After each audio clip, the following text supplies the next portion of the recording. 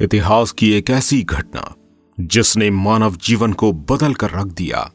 और आखिर क्या हुआ था सऊदी अरब में, और वो समय कैसा था जब सऊदी अरब में सबसे बड़ा क्रूड ऑयल का स्रोत मिला था, और आखिर क्या है क्रूड ऑयल का भविष्य। क्रूड ऑयल यानी कि कच्चा तेल एक नेचुरल रिसोर्स है जो लाखों साल से जमीन के अंदर दबे पड़े जीवाश्म और वनस्पतियों के जमीन की सतह के नीचे दबे रहने और उन पर लगने वाले हाई प्रेशर की वजह से बनकर तैयार हुआ है।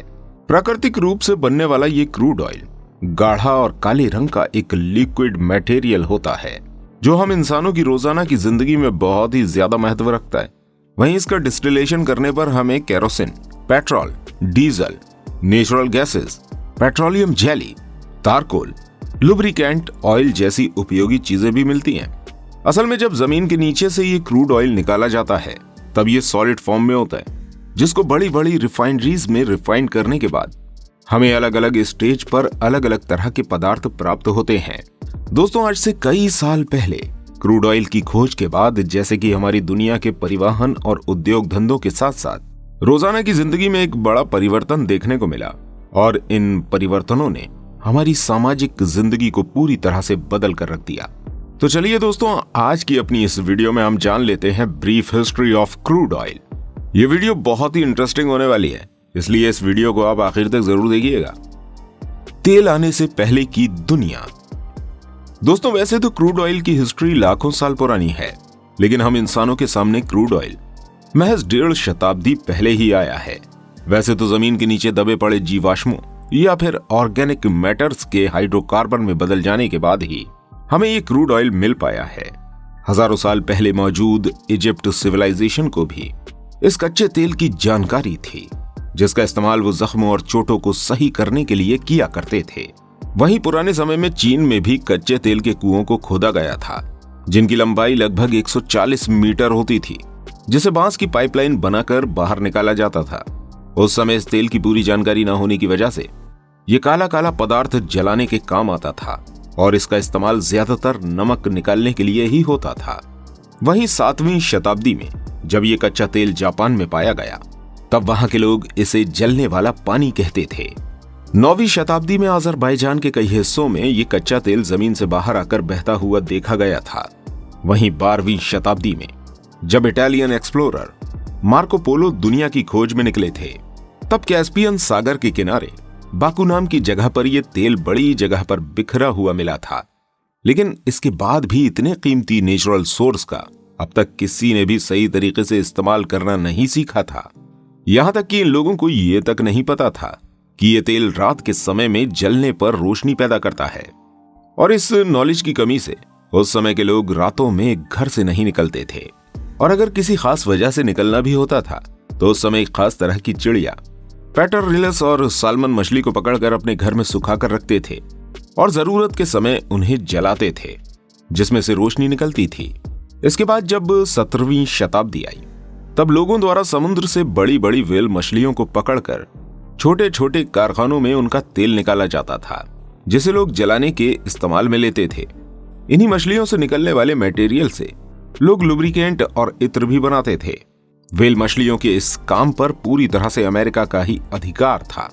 लेकिन 1846 में कनाडा के जियोसाइंटिस्ट अब्राहम गैंसर ने अपनी लैब में कोल, ऑयल शेल, बिट्यूमेन, इन तीनों ही चीजों को रिफाइन करके एक ऐसा तेल तैयार किया जो जलने का गुण रखता था, और इसे केरोसिन नाम दिया गया था।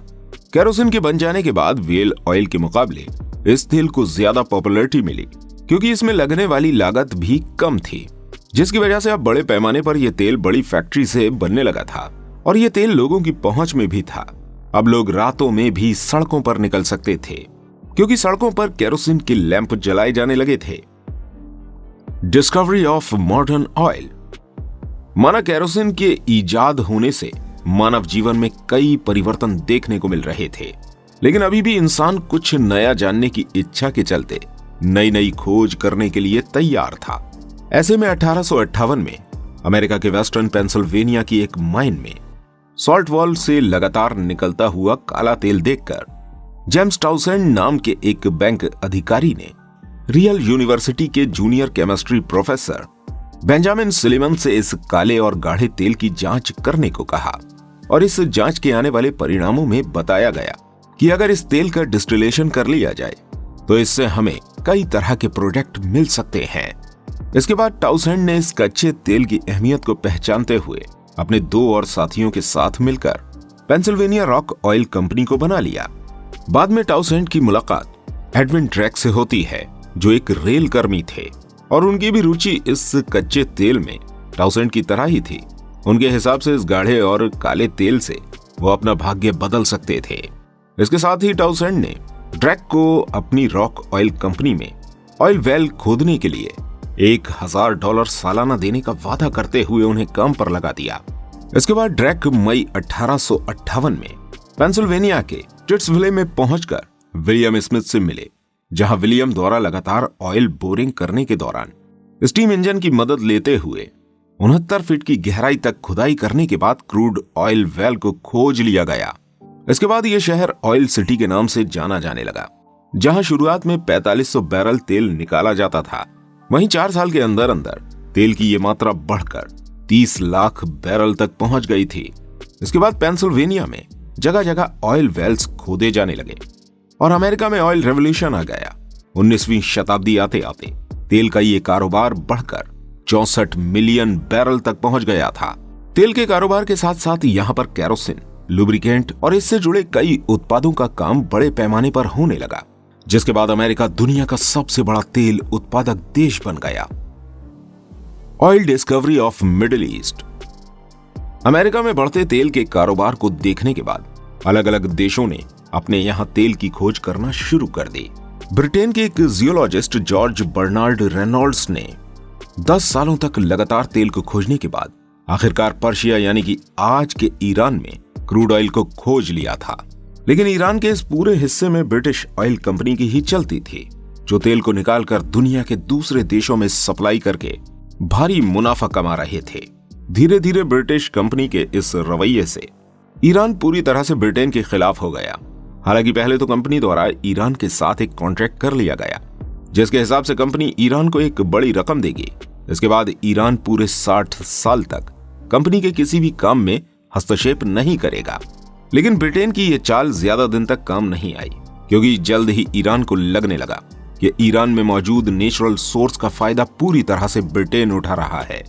इसके बाद साल 1951 में ईरान द्वारा वहां मौजूद सभी ऑयल कंपनीज का नेशनलाइजेशन कर दिया गया और ईरान द्वारा ब्रिटिश कंपनी के सभी रिसोर्स भी अपने हाथ में ले लिए गए।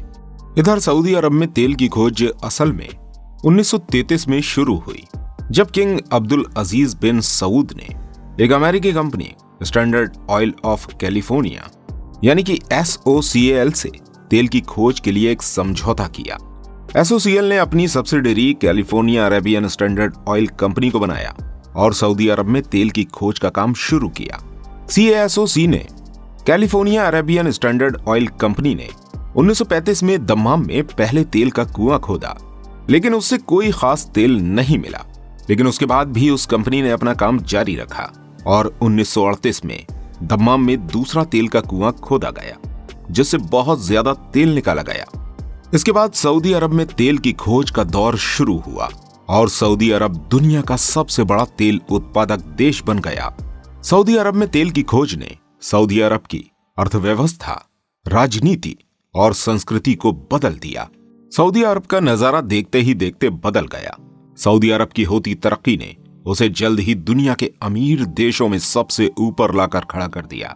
एक रिपोर्ट के हिसाब से 2016 तक सऊदी अरब से लगभग 90 मिलियन बैरल तेल निकाला जा चुका था। इसके बाद रशिया और उसके जैसे और भी कई देशों ने इस कच्चे तेल को अपने अपने देश में खोज लिया था। Group of OPEC. दुनिया के कई देशों में कच्चा तेल मिलने के बाद सभी देशों ने सोचा कि वो ज्यादा से ज्यादा कच्चा तेल निकालकर दुनिया के दूसरे देशों में एक्सपोर्ट करें, ताकि उनकी GDP बढ़ जाए। ऐसे में इन सभी देशों में कंपटीशन की वजह से ऑयल रेट बेहद गिर गए। इसी कंपटीशन के चलते इन ऑयल कंपनीज को बड़ा नुकसान होने लगा। तब साल 1960 में बगदाद कॉन्फ्रेंस में 5 देशों ने मिलकर एक ग्रुप बनाया, जिसे ओपेक नाम दिया गया। इन 5 देशों में थे ईरान, इराक, कुवैत, सऊदी अरब और वेनेजुएला। बाद में और भी कई देश इस संगठन में शामिल हुए और इसका मुख्यालय वियना में स्थापित किया गया। ग्रुप ऑफ ओपेक ने अपने अस्तित्व के दौरान कई महत्वपूर्ण निर्णय लिए। अभी यह ऑर्गेनाइजेशन तेल के प्रोडक्शन और प्राइस से जुड़े फैसले करता है। हालांकि अमेरिका ने अब तक इस ग्रुप से खुद को अलग रखा है और अमेरिका अपने तेल का प्राइस खुद ही तय करता है। Crisis of oil. तेल की बढ़ती सप्लाई ने सभी देशों में बड़ी बड़ी गाड़ियों को भी सड़कों पर दौड़ा दिया, लेकिन साल 1973 और 1979 में आई हुई एनर्जी क्राइसिस ने दुनिया की सड़कों पर गाड़ियों को जाम कर दिया। असल में इस क्राइसिस के दौरान ऑयल सप्लाई करने वाले देशों ने युद्ध कारणों के चलते दुनिया के कई देशों को तेल सप्लाई करने से मना कर दिया था। इसके साथ ही साल 2020 में इस कच्चे तेल के दामों में एकदम से गिरावट देखी गई और ऐसा इतिहास में पहली बार हुआ था। असल में यह पीरियड था कोविड पैंडेमिक का, जब पूरी दुनिया लॉकडाउन के असर को झेल रही थी, जिसके चलते पूरी दुनिया में इंडस्ट्रियल वर्क बंद हो चुका था और सड़कों पर गाड़ियों का चलना थम चुका था, जिस वजह से इंपोर्ट किए जाने वाले देशों में यह सप्लाई रुक चुकी थी। इसके बाद क्रूड ऑयल एक्सपोर्ट इंडस्ट्री पूरी तरह से ठप होने लगी थी। तब ओपेक में यह फैसला किया गया कि कच्चे तेल के उत्पादन को कम किया जाएगा, जिससे इसकी कीमतों में स्टेबिलिटी बनी रहे। लेकिन ओपेक की अलायंस कंट्री रशिया ने इस फैसले के अगेंस्ट रहकर लगातार तेल का प्रोडक्शन किया, जिस वजह से दुनिया भर में तेल की कीमतें काफी डाउन हो गईं। दोस्तों, ये तो हम सभी जानते हैं कि हमारी दुनिया में तेल की क्या वैल्यू है, लेकिन तेल और गैस के वेस्ट के रूप में निकलने वाला खतरनाक पदार्थ हमारे एनवायरनमेंट को बुरी तरह से नुकसान भी पहुंचा रहा है। और ये काला सोना समझे जाने वाले इस तेल को खोजने के लिए बड़े बड़े जंगलों को साफ किया जा रहा है, तो वहीं जिन जगहों से ये तेल होकर गुजरता है वहां के आसपास का पानी और जलीय जंतु भी इससे बुरी तरह से प्रभावित हो रहे हैं। ऐसे में अब दुनिया के ज्यादातर देश रिन्यूएबल एनर्जी की तरफ अपना रुख कर रहे हैं। ऐसे में आगे आने वाले समय में क्या होने वाला है, ये अभी किसी को नहीं पता है। फिलहाल आज की वीडियो के लिए इतना ही। उम्मीद करते हैं वीडियो आपको पसंद आई होगी। वीडियो पसंद आई हो तो इस वीडियो को लाइक और शेयर अवश्य कीजिएगा और ऐसी और इंटरेस्टिंग वीडियोस देखने के लिए हमारे चैनल को सब्सक्राइब जरूर कीजिए। वीडियो में अंत तक बने रहने के लिए आपका दिल से धन्यवाद।